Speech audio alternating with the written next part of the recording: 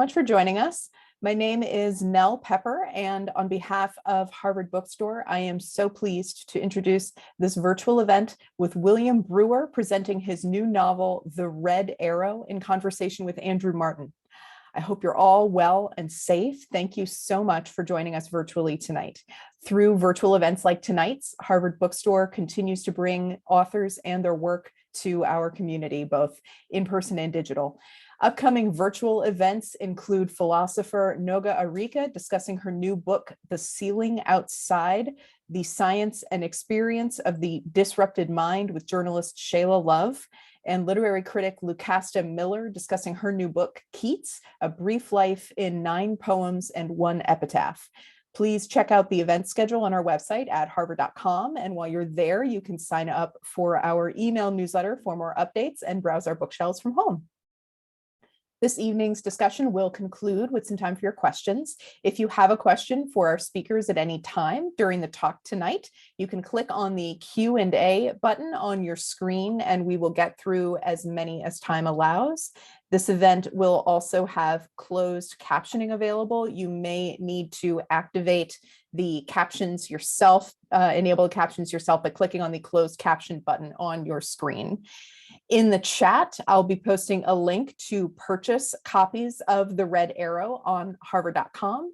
Your purchases help make events like tonight's possible. You're the reason you're here. You help ensure the future of a landmark independent bookstore in Cambridge in Harvard Square. We thank you so much for continuing to show up through 2.5 insane years and beyond.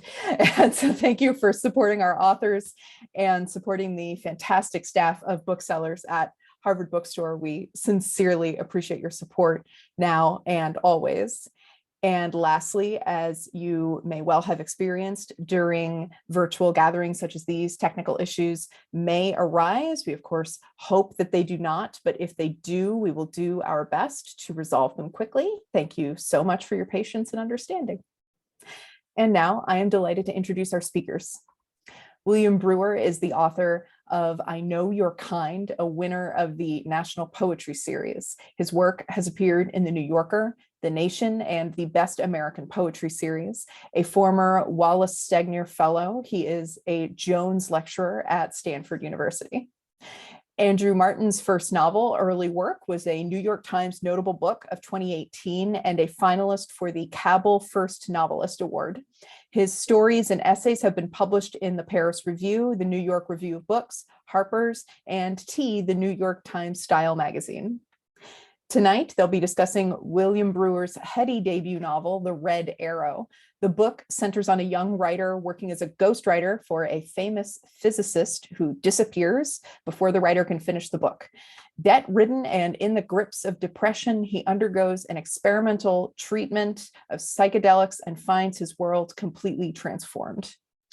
Jonathan Russell Clark praises in his Los Angeles Times review as an examination of mental health, of how physics and art and consciousness all have their role to play in it, are indeed intertwined with it, and as a novel of ideas that also creates a fully fleshed narrator with a convincing inner life, The Red Arrow succeeds. It is a beguiling and ruminative synthesis of strange couplings, art and physics, psychology and psychedelics, characters and ideas. I am delighted to turn things over to our speakers. The digital podium is yours, Will and Andrew. Thank you so much for that. So yeah, maybe I'll read first and then for a quick 5 minutes, and then we can just sort of roll from there. And thank you all for being here and for having me. So I'm just going to read right from the beginning of the book. I want to say, first of all, that I am happy. This was not always the case. In truth, it was hardly ever the case. Even when I felt happy, I wasn't, because I knew that was all it was, a feeling, an illusion that would soon be chased out by something I call the mist. That I am happy now can be attributed to the fact that the journey worked, the treatment worked. I won't describe the treatment yet, because if I do so now, I'll lose you. What you should know is that I'm 33 years old, of solid physical health, good levels of the new good cholesterol, low levels of the bad, proper pulse, no chemical dependencies, a professional failure, and I'm sitting solo on the Frecciarossa train, waiting to depart from Roma Termini for Modena by way of Bologna. I am in Italy for my honeymoon. I was married in September 9 months ago, but we delayed the trip for better weather. Back on Piazza di Pasquino, at the very posh G-Ruff Hotel, a 17th century townhouse converted into a temple of Italian design. Annie, my wife, is still asleep. We both understand this trip is something I should do on my own. In the palatial king bed, an original piece by the famed furniture designer Guglielmo Ulrich, as is all the room's furniture, and after whom the room is named, and about whom I speak as if I've got a clue who he is. I don't. I'm going to Modena to find a physicist. Because of the terms of my contract, I'm not allowed to name or acknowledge him in any way, publicly or privately, until our project is complete and he has decided if he wants to credit me. For that reason, I will simply call him the physicist. Though if you're that curious, it shouldn't be too difficult to find the one famous theoretical physicist native to Modena. I need to find the physicist because he owes me a story. His story specifically. More specifically, the second half of his life story, from our present moment all the way back to what he calls the great realization, the moment when he had a breakthrough in perception, as he describes it, after which he excelled in the study of physics, the result of which is his groundbreaking, though still controversial theory of quantum gravity. I'm not allowed to name that either. Everything from birth up to a year before the great realization I've already got, but it's the realization that matters. It is my ticket out of a sizable debt hole I created when I failed to write a book promised to one of our nation's largest publishers who paid me a rather sizable advance I can't pay back because I blew it all on things like 4 days in the junior suite of the luxury G-Ruff Hotel. Many dark-suited women and men in a Manhattan high-rise are eagerly waiting to give me a legal suplex if I don't deliver. The good news is that post-treatment, I'm able to forgive myself for getting into such a position, and I feel grateful for that. Yet no matter how profound the treatment was, how life-changing, and it was those things, I realize I can't ignore that the debt is still very real, still my problem to solve, and worse, that it haunts me beyond its financial implications. It's the last thorn stuck in my foot from years spent walking through thorns. Except not only is it keeping that time alive and keeping me connected to it, it's also got the power to infect the new life I've been gifted.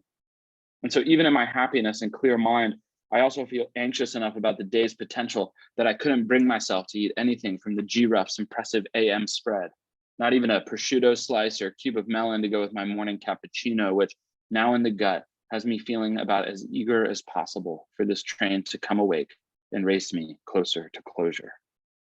The solution is simple. All I've got to do is find the physicist, get the rest of his story, and finish the job I was hired to do, which is to ghostwrite his memoir. Indeed, through a sequence of events that can seem either cruel or felicitous, depending on which side of a life-changing treatment you find yourself, I found myself in a position where, by ghostwriting the physicist's memoir, I could cancel my debt with my publisher. Whenever I turn in a new ghostwritten section, the money I'd normally receive in compensation is instead deducted from my negative balance. The more of his life I write, the more of my life I get back. Thank you. Oh, that was such a great introduction to the book. Well, I mean, it is the beginning of the book, so it should be. But you do a very good job of it gives us a lot of the data points that we need to understand what this thing is about, I think, in a really lovely way. And congratulations on the book. Thank you. I mean, it's so cool. Thank you so much. And that review that Nell quoted also does such a lovely job of sort of summarizing some of the concerns or the questions that the book raises.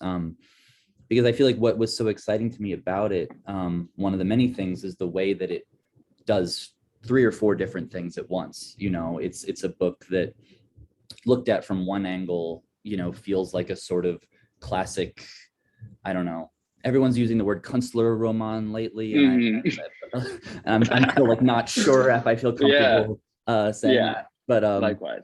you know, like a classic book about a writer trying to write a book Hmm. and Hmm. dealing with his shit, but then also a book that brings in physics and brings in painting, that brings in psychedelics. And I guess the sort of broad first question I had is, was this all part of your vision for the book? Were these different elements things that sort of arose as you moved into the project? Did you think it was going to be one thing and it turned into something else, or was this, did you have some sense that you wanted to address, I don't know, these different concepts in the book?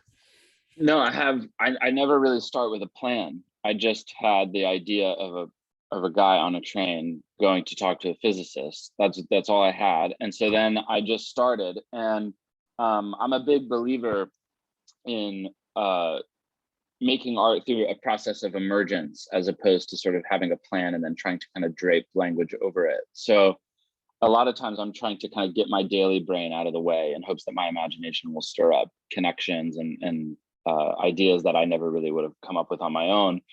And so, yeah, I just started with a guy on the train, and then, you know, one thing leads to another thing, leads to another thing. And, you know, the painting then causes to think about things like repetition or this or that. And then that, you know, I was also reading stuff at the time, and like a big part of what I tried to do consciously was include things that I was reading as I was writing the book. I would just put them in and then see what would happen afterward.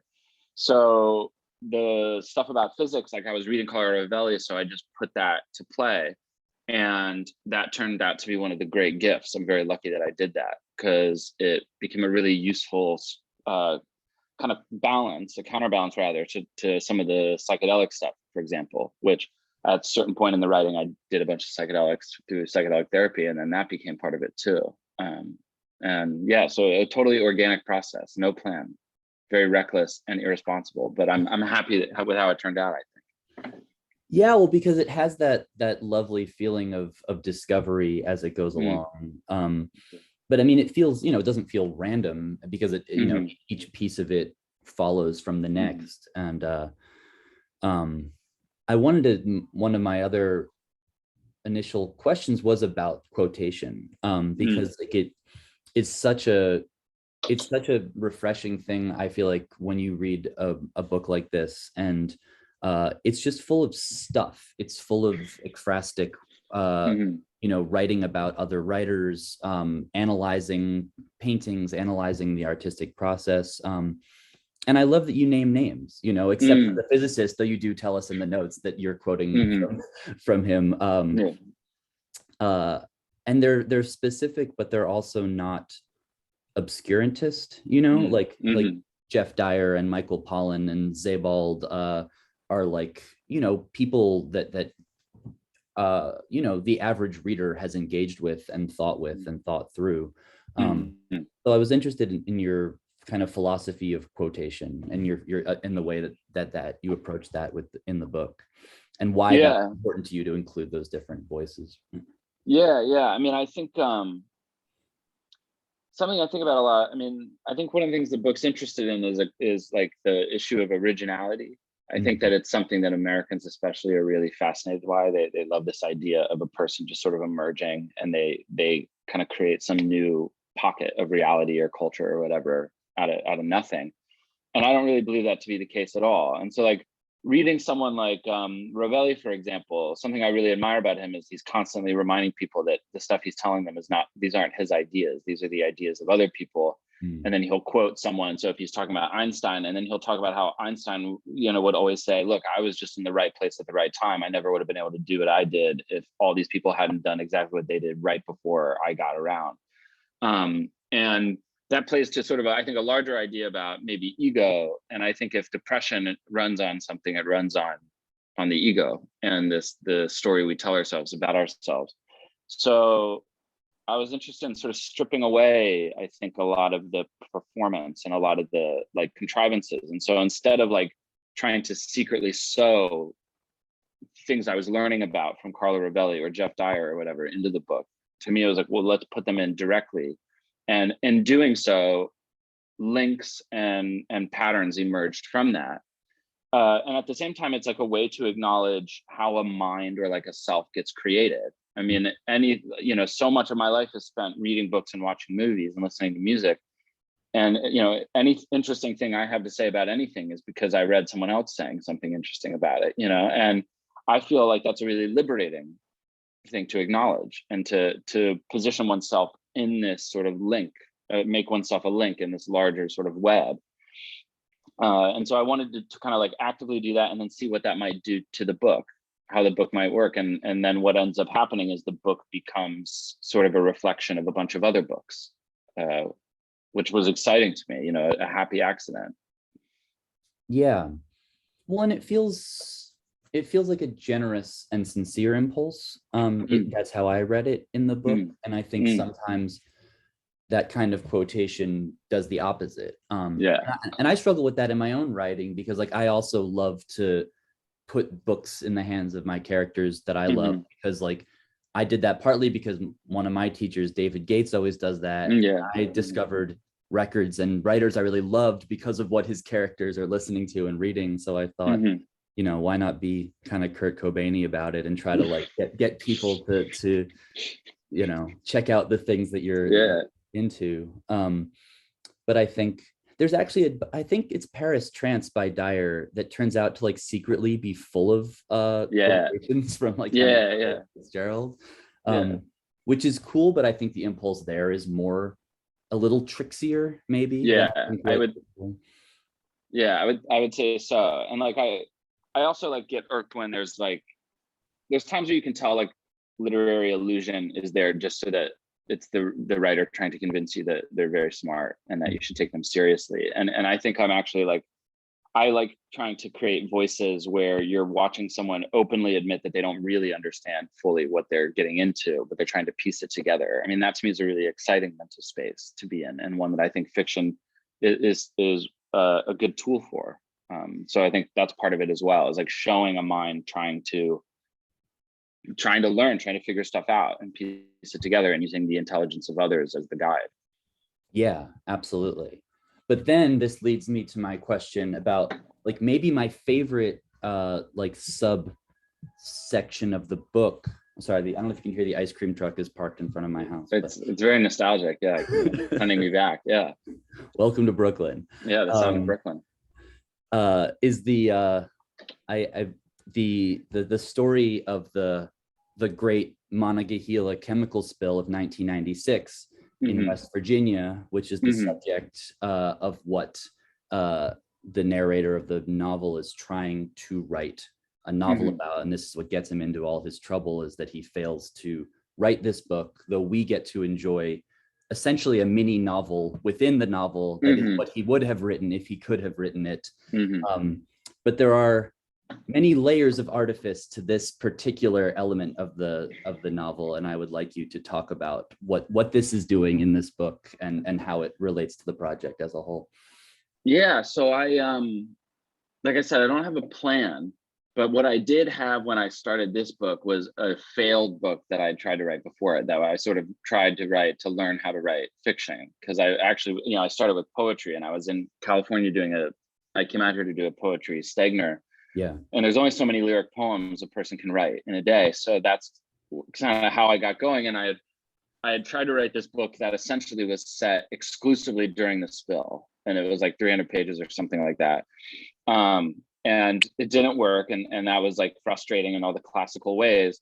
But then when I started this project, I was like, okay, well, this is an opportunity. I'll use the frustration and the failure of that as a kind of subject and then an engine. And then I'll take some of the material I had written and I'll kind of I'll write about the material in a different way. So that's kind of like how it got into it. But it's also something I'm always like fascinated by, because growing up in West Virginia, these things are happening all the time, and you just kind of get used to it. And it was only when I left West Virginia that I realized that, so like, for example, in West Virginia, it's not uncommon to come across a creek that is bright orange. It looks like melted orange crayons running through it, and it's acid mine drainage. And it wasn't until I left West Virginia that I realized that wasn't really going on elsewhere. And so I'm really fascinated by these events, but I'm also fascinated by the way in which people don't really know about them. And when I would describe them to people, they wouldn't believe them. They didn't think it was real. And so a person being trapped in this position where they're trying to describe this massive event that no one really believes happened, and that he himself can't even really find a way to articulate, seemed like an exciting position to get into. And it was also like an opportunity to write something that felt, at least part of it felt like sort of cinematic. I grew up watching a lot of movies, and I wanted to write at least some part of the book that had that kind of kinetic thrust to it. And so that's where I allowed myself to do that. Yeah, well, the scene that you describe in which they're, distributing water in like the subarctic temperatures, and like a water riot breaks out. Right. I was picturing, I don't know, like I feel like an early traumatic movie scene for many children, including myself, was like later parts of E.T. in which they're quarantining him, and there's like from space hazmat suits, and somehow like the vibe of that kind of reminded me a little bit of that. Like, I mean, that's literally like a source text in my mind. So the fact that you picked up the ET vibe is one of the great endorsements. Yeah, I mean, that I know exactly the scene you're referring to, and they close off the house, and the guys come walking into the house with the hazmat suits and stuff. Yeah, I mean, that when I saw that as a kid, I mean, I've been chasing that down my whole life in a way. But can we clarify, am I just not good at Googling? But this particular it's not real. Still did not actually happen. It's not real. It's not real. But I'm really like, when the book was getting copy edited, the editor was like, I'm not finding corresponding dates for this. Like, you're going to need to clarify. I was like, there are no dates. It's made up. So that made me feel like I did my job. It's completely made up, but there's details of it from any number of spills. So there was a spill a number of years ago where the chemical really did smell like licorice. The polar vortexes and the impacts of that have become a problem, not just in West Virginia, but all over the East Coast even. So there's a bunch of different components of it that are cobbled together from any number of disasters. I mean, if you looked up like a list of how many chemical spills and industrial and ecological disasters happen in West Virginia, you'd find a very, very long sheet. Yeah. Well, and I feel like having that, it has a sense of gamesmanship that makes it, I think it's neat because that then sort of creates a mystery around it that makes it more effective. But that feeling is one that I know very well, because I keep telling everyone that I'm going to write like an Armenian historical novel, because I'm Armenian, and it's like, the last thing I'm probably ever going to do because of the kind of stuff that I actually write. So I now have, like, in my new work, someone who's telling everybody he's going to write a novel about the Armenian genocide. But it's not possible. Like, it can't. I don't know if it can actually be done. Like, when I think about it, I'm like, the amount of discipline it would take to do that. Someone could do it. I mean, like... yeah, maybe, but yeah. I mean, I always think about it, I'm like, I love sort of those grand sweeping books, and I did always fantasize like, wow, it'd be interesting to do a book like that. But I'm very happy to admit I'm not the one to do it. I really don't have what it takes. I keep thinking maybe like I'll turn 50 or something, and suddenly it'll be like, oh, like that's how you do it. You just like, I just haven't haven't lived long enough or something. I don't know.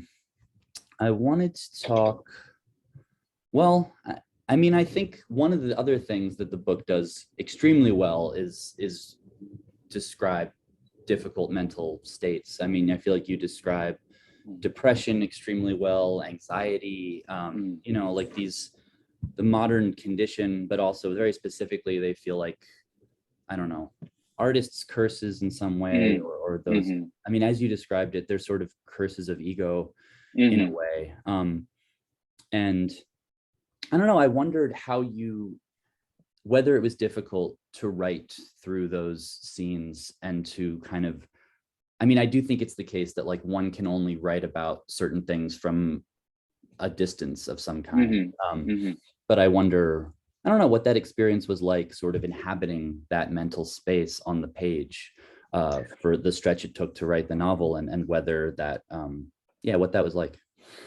Yeah, so I had done psychedelic therapy for really bad depression and had come out the other side of it feeling like very, very changed. And so while it was hard work to write it, of course, but it didn't feel like pain or painful. In some ways, what was painful was kind of realizing, once I was now outside of it, how much of an impact on my life depression had had. I mean, there was the ways in which I knew it made me feel awful every day, but I didn't realize the ways it had sabotaged, it had, sort of convinced me to sabotage so many things in my life. And that was challenging. But when you do psychedelic therapy, the flashy stuff is that you take a bunch of drugs and then have a really intense experience. But the real like heavy lifting, I mean, the experience itself is very heavy lifting, but there's a big part that comes after, which they refer to as integration, where you spend a lot of time sort of going through the experience, talking about it, like writing about it, all of that. So in some ways, I kind of view the book as a book that is enacting the integration experience. And so there's parts of the speaker, in some ways, almost, I think, can feel exhilarated by finally being able to articulate what actually was going on in his mind, because it's not there anymore. And so there can be a sort of simultaneous pain in realizing how it worked, and also realizing that is not how the brain feels anymore. And also, in my own like personal experience, it was really remarkable to finally be able to see all of the mechanisms it had in the mind and how it had controlled the brain, and to really, that was a way of like knowing like I'm outside of this. I am not in it the way I was. Yeah. So challenging, yes, but in some ways really like enlightening, and it was nice to feel like it wasn't in control. Yeah. I mean, yes. I do feel that, right? That I think like writing, I don't know, for me, I'm a very anxious person, and somehow like writing through a character's anxiety in a way, I don't know, I'm like very skeptical, as are most people I know, of like the sort of therapeutic value of art thinking. But at the same time, I think there's like something to be said for the ability to actually process things from a safer distance, and like sort of get perspective and insight on previous mental states. Yeah, I do know. And I think too, like, one of the things that seems to, at least certainly was my experience and seems to be the experience of others, is one of the things that makes psychedelic therapy really, really useful is that you essentially, it sort of pulls you out of the equation and you can sit back and almost watch your mind work. Yeah. And that's not really unlike entering a fictive state and creating a character and watching how their brain moves, and sort of watching how a pattern creates itself in a mind, right? And then putting it to use. And so, yeah, I mean, that was like a way of sort of taking that experience and pushing it further into the novel, if that makes sense. Yeah, I think so. It just occurred to me to ask, after my therapeutic value, like what do you think about that? I mean, like or more broadly, maybe I think the more interesting question is like, there's been some talk about sort of novels that sort of are about processing trauma. There's the trauma plot thing, obviously. And then I think, like, I don't know, a friend of mine wrote a review of a book that I really like called I Love You, But I've Chosen Darkness by Claire V. Watkins. That also feels like a book about a journey towards self-acceptance, a journey through a crisis of self in a way. I don't know if there's a question here, but I'm just interested in these things, and like whether you're thinking about those things. And like, I feel like it's the slowly changing reluctance to sort of like the therapy narrative in a way has been like kind of under theorized, I think. And I'm seeing more of it now. And I think it's like yielding interesting results. Yeah. I mean, I get very like, I try to like keep a distance from a lot of stuff, because sometimes I feel like we're trying to make narratives where there aren't narratives and stuff. Like, I don't know, like when I read, I mean, I really love reading like Proust, and when I read him, I have the experience of someone trying to just make sense how their mind works and how their life was lived, and like I don't see that as him engaging in a therapeutic act necessarily. I just see him as being really curious about consciousness and how his life was lived. And so I think, I mean, that's really all I'm ever trying to do, and that's all I'm ever curious about. And like that's how I sort of think of Claire's work, for example, is someone just trying to make sense of the way in which a brain takes over a life and causes certain things to happen, and why. But I do get like, yeah, I mean, I get very sort of strange around the idea of like, I think people fetishize the idea of writing as this thing that's going to kind of help mend the heart. And I don't know if I am interested in that at all.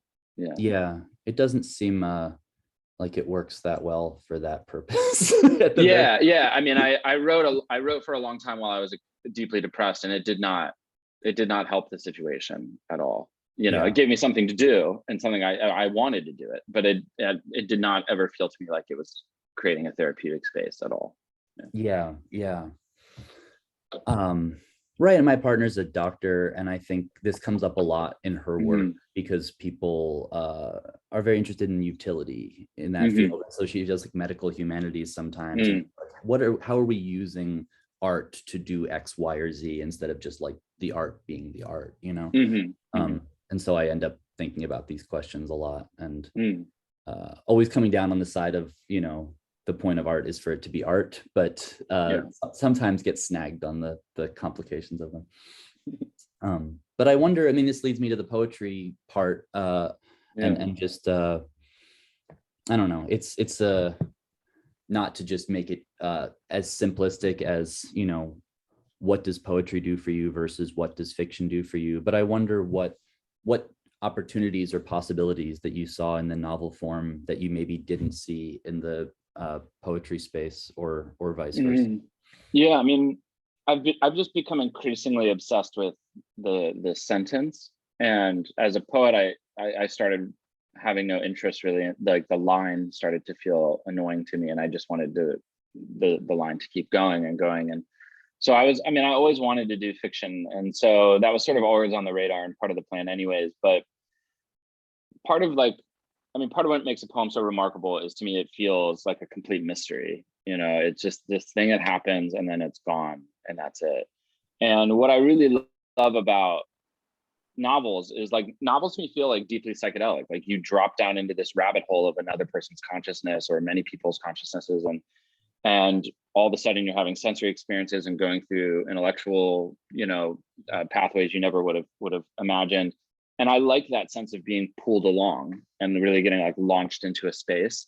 And I really like another thing is, I mean, there are some poets that are funny, but like, I like a lot of writing that has humor in it and can be really dark and then really funny.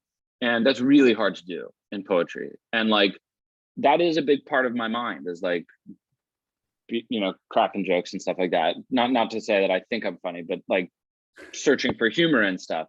And that was just so available all of a sudden in fiction. And I guess I just feel a kind of freedom in it, that poetry always felt a little buttoned up in a way. Yeah. Well, I think of Dennis Johnson, who makes a brief appearance in the book. And that was useful that you, again, generous to have the note in the back, because I was like, I know that I've read this. I know what this is, but I cannot put my finger on it.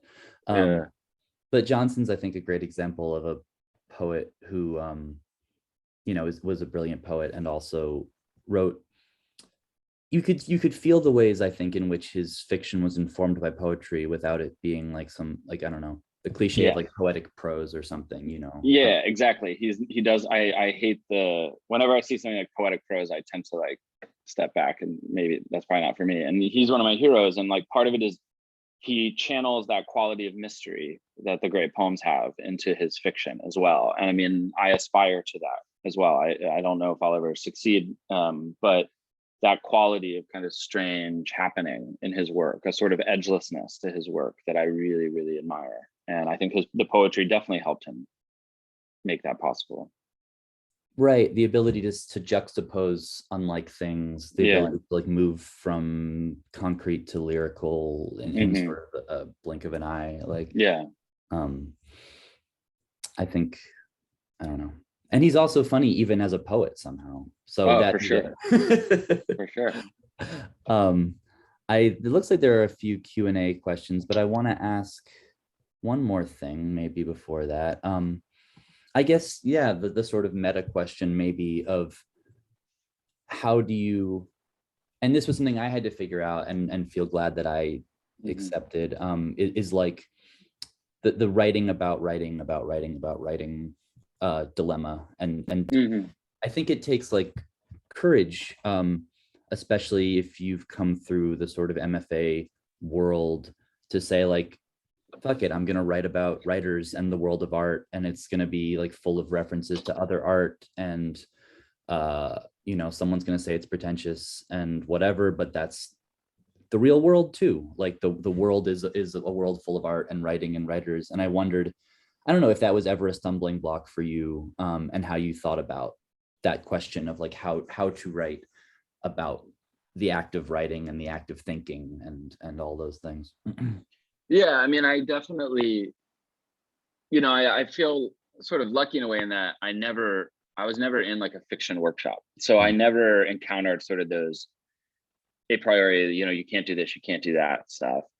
And I knew there might be people that resist that. And I mean, I was just like, well, I mean, you're not gonna win everyone anyway, so fuck it. But then another part of it is like, I mean, I talk to my students about this all the time, where I'm like, when people try to claim like writing about a writer or writing about writing is like annoying or whatever, or somehow lesser, I'm like, how, if I describe like the plots or like the sort of basic situation of most books, like, if I say like, do you want to hear about a guy sitting on a whaling boat for like 16 hours, like no one's going to say yes to that, and yet it works. Or if I say, do you want to hear about a woman walking around London buying flowers, like probably not. Do you want to hear about a pedophile driving across America? Like maybe, probably not. I don't know. So like that stuff to me always just feels like, I always just like resist assumptions like that. I resist anytime like, oh, you're not allowed to do this or that. I was like a little punk rock skater kid, and there's still a part of me that's like, if you tell me I'm not allowed to do something, I'm just not going to believe you at all and do what I want anyways. And hopefully it succeeds. And if it doesn't, I can own that. But a lot of books that I love are people talking about other stuff, like other books and writing, and I'm cool with it.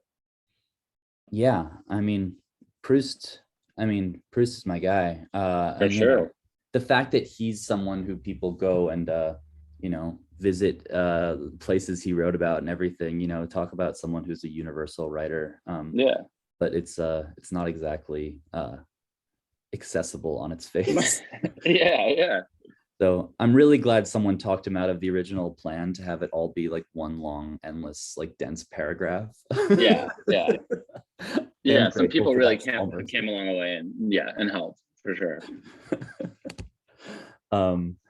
Let's see. We've got a couple questions. Per your story about fact-checking a fictional chemical spill, as well as a narrative involving physics and psychedelics, what challenges did you encounter fictionalizing science? That's a good question. What challenges? I mean, in some ways, I feel like I, for the most part, didn't really fictionalize science. I often would take real science writing and just put it right in the book. And then what I would fictionalize is a person trying to make sense of it, trying to understand it, and wondering, am I getting this right? Is this how this works?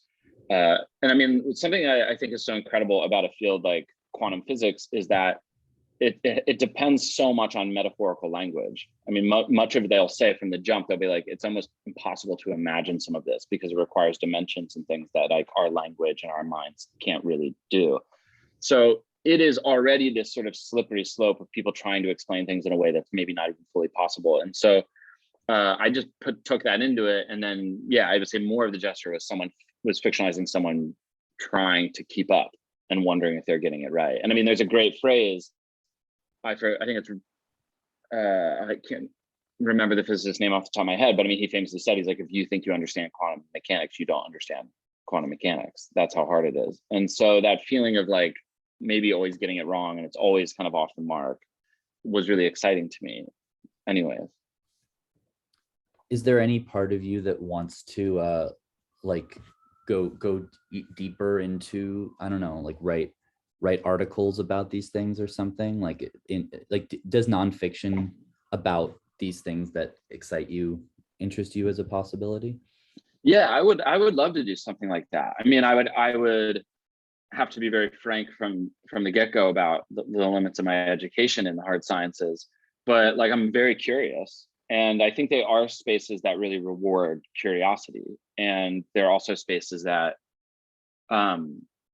they create really phenomenal, like there's really great characters involved. Like I don't know if you read that book that New York Review Books published called When We Cease to Understand the World by Benjamin Labatut, I think his name is. Not yet. It's I started it and the first chapter like scared the hell out of me. Yeah, And so I put it down for a minute, but it's an incredible book, and he's dealing with all these physicists that I learned about mainly through Revelli and all these thinkers. And part of what excites me about this space is it's a space that, you know, is this hard science that is slowly working to dismantle your conception of reality.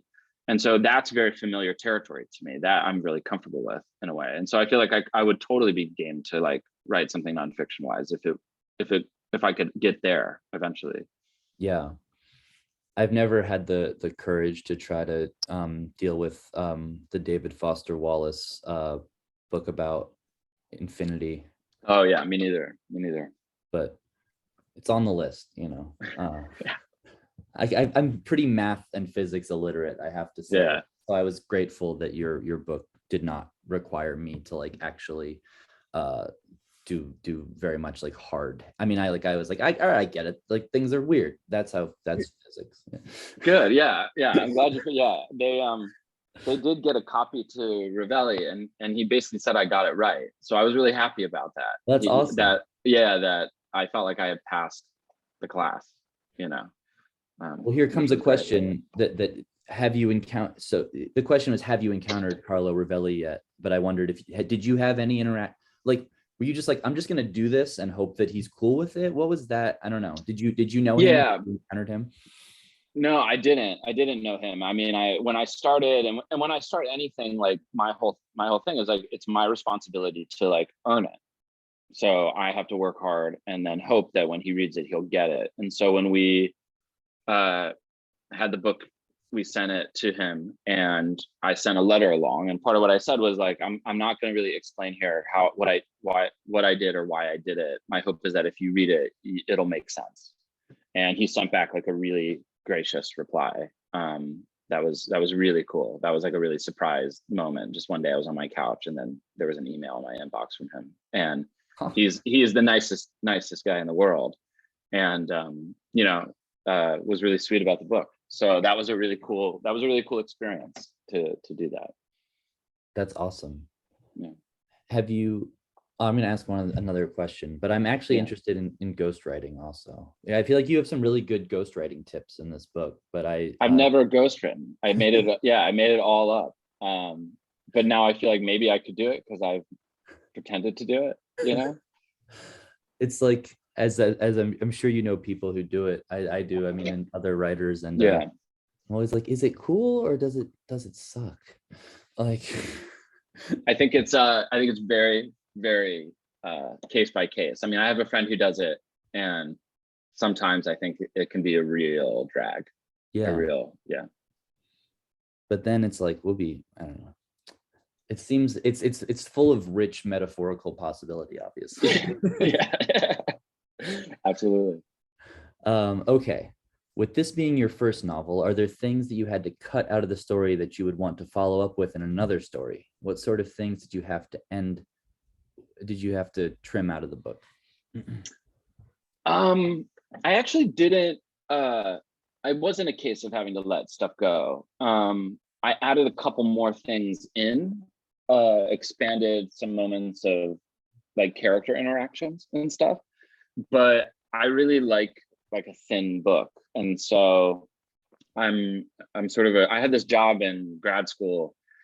I worked at this magazine, and my boss was like the most intense editor I've ever encountered. He could shrink 5 pages into a page. Like, it was just so incredible. And that was like that was probably the most important like prose education of my life. And so I'm always just cutting stuff out. So I didn't, when I was writing it, have an experience of like that there are things I had to sort of wrestle with and be like, okay, I'm gonna have to let this go. Cause like in the writing process, I'm always just pressurizing anyways. So I didn't really have a feeling of stuff being gone. But by the time I was done, I could feel my brain starting to compile other things that I would like to explore. And that's just now what I'm working on as book 2. Is that, can I ask, is it a novel? Is it? Yeah, it is. So we're, I finally I found like the missing piece I needed like a couple weeks ago. And so now I'm on this state, which I'm sure, you know, the feeling is like, for a while you're just in the dark and then all of a sudden it's there. And now I'm ripping. So hopefully here in the next couple months, it'll be where I want it to be. That's great. That's so exciting. Yeah. I know the feeling, but it feels like a remote feeling at the moment, fortunately. No, I'm in the middle of stuff that I feel good about, but the true pedal to the metal feeling. Yeah. Here we go. I assume this is the Rob Shapiro that I know, and maybe the one that you know, maybe the Rob Shapiro we both know. Yeah, for sure. Hey, Rob.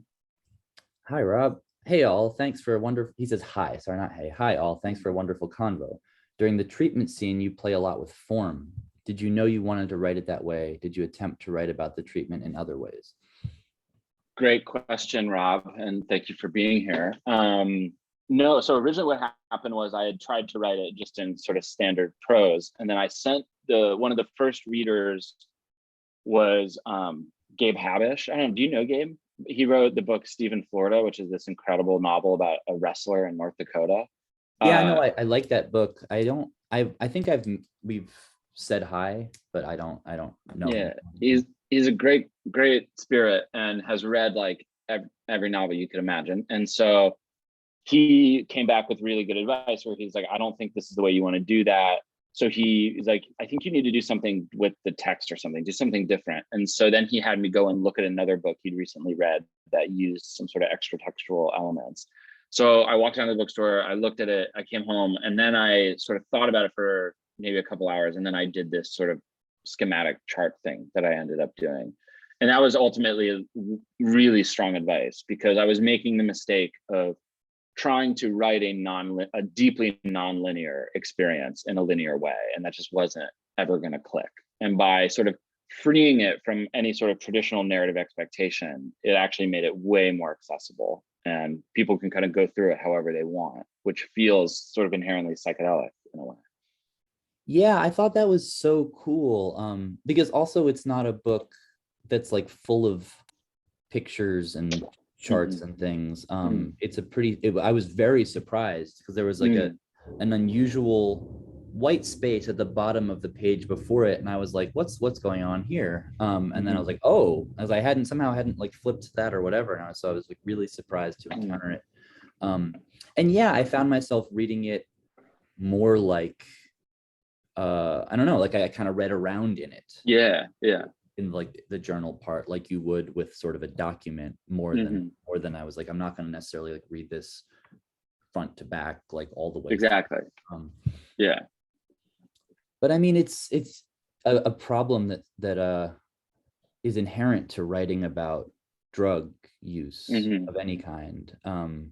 I think is like, how do you convey that in a and I guess like, yeah, the idea of it having to be original is something that we've put to the side. But even so, like, how do you convey like the enormity of that experience, the transcendence of it, when like it always, you know, the language often ends up sounding the same or over the top or whatever. And I feel like you found an interesting way to do it.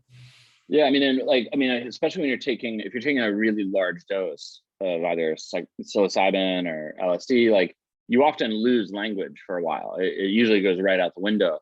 And so in truth, I like doing the chart thingy. The chart was a way actually to like take a bunch of language out of it. I'm using like almost shorthand and stuff. And so it doesn't really, it again feels like really much more true to the experience in that way. Yeah. Did you read, there was a Tao Lin's book, Trip. Oh yeah, I haven't actually read that yet. No, and I keep meaning to. I think, I mean, it's a little batty in places, but I feel like it's a little mad, but it's Yeah. full of all kinds of interesting stuff about the history of psychedelics and mushrooms in particular. I feel like you'd get a kick out of it. Well, so in another, the last question we have is a version of it that you answered, but maybe we can find another twist on it, like how does your writing process, well, this is not exactly what we talk about. How does your writing process change? Writing prose / fiction versus writing poetry? I mean, for poetry, it's honestly like so much of it. The best poems I've ever written happened in like 20 minutes. And then everything else, you're kind of walking around with your fingers crossed, hoping that the lightning bolt hits.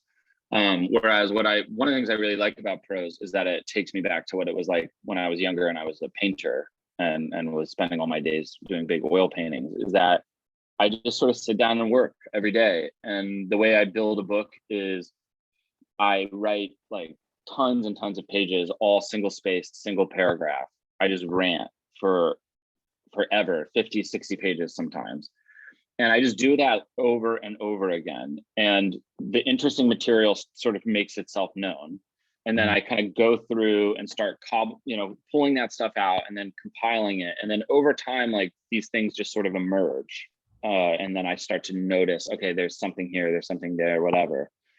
And it's not unlike before one does a big painting, at least when I was growing up doing it, like I would do tons of sketches ahead of time to actually figure out how I wanted to do it. How did I want to angle something? What would the composition be?